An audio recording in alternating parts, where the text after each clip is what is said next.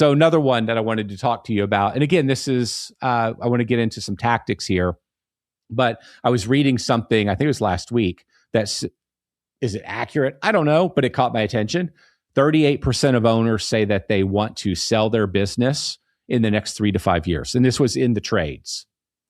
But in that same survey, they said that they don't have a plan yet to be prepared to sell the business. And so I thought it would be interesting to kind of talk through this a little bit and talk about, like, what does it really, we've talked about selling your business. This is less about the whole selling the business.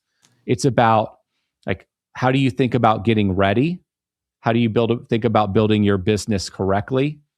So it's not like, should you sell your business or anything like that? Because if 38% of people are thinking about it, and I have definitely, I am hearing this conversation a lot from friends who are very much thinking about, because they're getting called by private equity all the time. And so my belief is that from the moment most people say, I want to and I saw your post of private equity. I was trying to cover it up. I saw you smile. Again, this is not about private equity, but that is driving a lot of people asking me, should I sell my business? How do I get ready? I'm just hearing this a lot. And then that's probably why the 38% caught my eye. And I'm like, I believe that 38% is probably legit.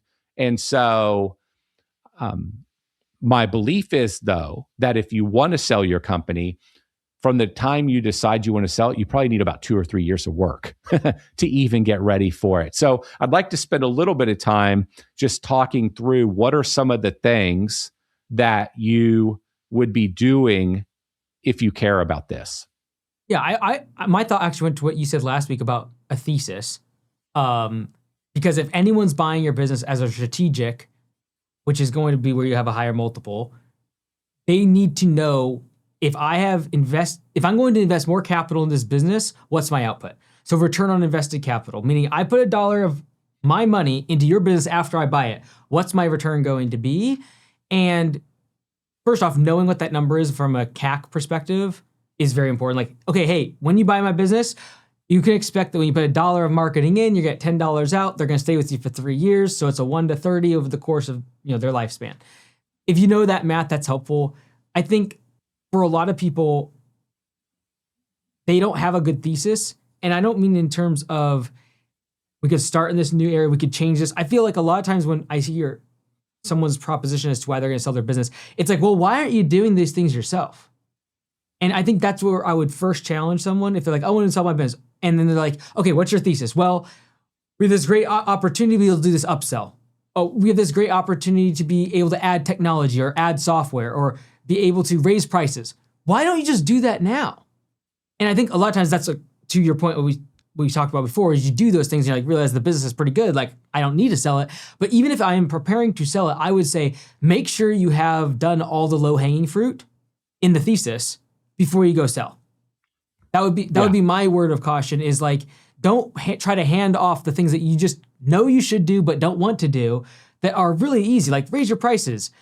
Let's implement some software. Is it going to be a pain in the butt? But yes, if you do that, immediately your thesis looks more legit, and you're probably going to get a higher multiple. And so everything that you would tell the potential buyer to do, make sure whatever you can possibly do without investing more capital can be done inside the business to optimize and get it ready to sell. And ask yourself, like, can this business model be replicated? Whether it be an ad that you're running. So for example, I just talked to the previous CEO of Gym Launch today, and like, he was adamant that like they had exhausted their one offer and they needed to move on to something else.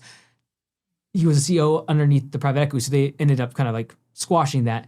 However, like, can this be replicated over and over again is a huge part of your thesis, because you might have proved it works well with one service or in one market, but can you prove it in a second one? Can you do it again in a different industry? Can you do it for a different type of ICP?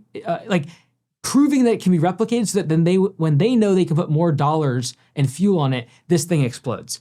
And so those are the questions I'd be asking if I was about to sell. And this is like super top of mind, because I just talked to Jordan. He was our first executive model at Augusta, but he has a very clear plan, like 10 years, here's how many locations, and here's what I'm going to sell for private equity. Okay, if I'm doing it then, I need to become a C Corp 5 years before so I can take advantage of the QSBS eligibility. So to think that you're going to sell in a year or two, a lot of times you're not going to get what you want for it because you haven't planned for it. And that kind of long-term thinking, like 10 years I will sell it from now, I will build the business in a very different way if I'm actually planning to sell. Yeah, I agree. I've noticed a lot of people that have mentioned this to me tend to be in this $1 million to $3 or $4 million range.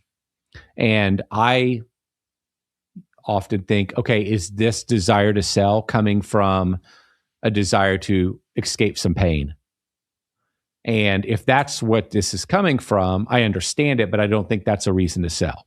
To your point, if I could figure out what things would fix that pain, well, number one, if I don't fix that pain before I sell, whatever pain just represents the problems in the business. I don't have the right people, operations isn't working very well, we have a lot of churn, we can't figure out how to grow the business, it's stalled, whatever that problem is, if you don't fix that, you're going to get a lesser valuation. If you fix it, there's a much better story about how this thing's going to just keep going after the buyer buys it. You're going to get a much better valuation. So you kind of want to fix the problem.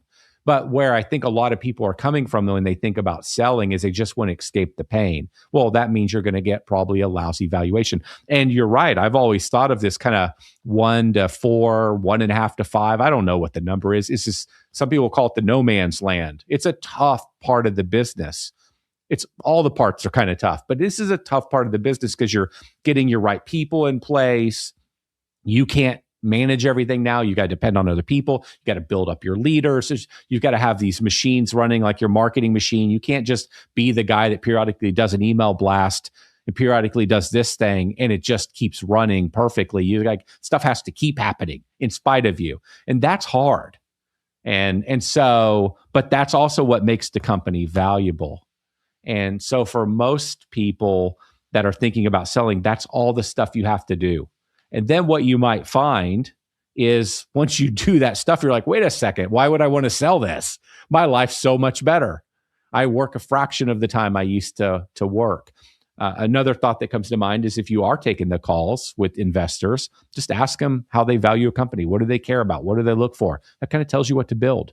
And then just go to work on building that thing. So for the person that falls in the 38% or whatever that number is, I would tell you that there's a lot of work to be done. And it's pretty much all the stuff we talk about week to week on these episodes.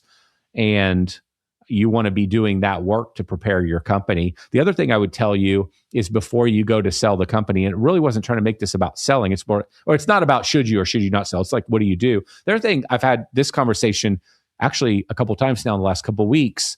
And I've given the same advice to people that are thinking about selling. Figure out what you want to do next. Because unless you're selling for so much money that you can pay the taxes and not need to work for a long time, you're going to start eating that money pretty fast. And also you're going to get really bored pretty fast. And for some people, you might even get depressed really fast. And so I would tell you that if you're in the 38%, start making your plan now, start working your plan. And at some point, don't get too distracted with this, figure out what next looks like so that you have a plan when you are done at the company of what you're going to do next, both for your money and for you. And for you is a big thing. Yeah, I had one thing that you kind of triggered in my mind too, is like if you're thinking about selling, is even if it's 3, 4, 5 years down the road, one thing that's been really helpful for me is to get a valuation and then have them tell me why they discounted the valuation. And so this is actually like a whole course I'm doing for the home service boardroom, is like enterprise value being the metric as to how good is your business. Like the end all be all, it wraps up your profit margins, it wraps up your systems, it wraps up the quality of revenue. But at the end of the day, what is your business worth? It has really helped me because like when we brought in the 5% gave into the owners on the safe, we had to go get a 409 AE valuation, and we have to do it every year. And when they bring the report back to me, it's like 60 pages long, and it tells me specific things that like, hey, this is why we discounted you off of this main price. And that's my plan of attack to get a higher valuation. And so if you're trying to sell, it's not a bad idea, even if you get a local evaluation company, you don't need a 409 AE value necessarily, but is like, $3,000 or $4,000, and just like, I want to know what the market rate is, but then why is it 30% below that? Why is it 40%? Is it my pricing? Is it the fact that there's key man risk? Is it the fact that I have to show up every single day, and if I don't, things fall through the cracks? Like, is it because I don't know my customer acquisition cost? Because a good valuation will tell you a lot of those things, and then that is your checklist to work on for the next 3 to 5 years to get the higher valuation. And so having like just a little bit of investors with me has really helped me, because now I'm trying to protect their investment. It's not just me now. It's like, hey, I want to make sure I show that every year I'm improving. Well, here's my checklist that I need to work through. Like, you got to improve this. Like, this CAC is not good. This lifetime value not good. This churn not good. Fix these things, and we'll give you this reward. And then it helps when every time you run up against something that's really, really hard and you want to quit, you just know on the other side of that hard thing is this unlock of enterprise value, and this is where most people quit and they don't get the business that's sellable. And so I would say to anyone that's trying to sell in the next 3 to 5 years is go get a valuation, spend 3 or 4 or 5 grand annually, and ask that valuator to give you why they're discounting the business. Because that's the difference between a business that makes a 10x in revenue and one that makes 2x in revenue. That's good advice. Along the lines of this idea of the value of the business is what happens to business if something happens to the owner. If you've built a $1 million home service business, but you're struggling to get to the next level at $10 million in annual revenue, I've created a private community just for you. It's called Home Service Boardroom. What got you to $1 million is all the work, the hustle, the grind, figuring out your leads, your website. But what gets you from $1 million to $10 million is learning the skill of leadership, finding other great talent and managers to work for you. If that's of interest, go check out MikeAndy.com/school or see the link in the description.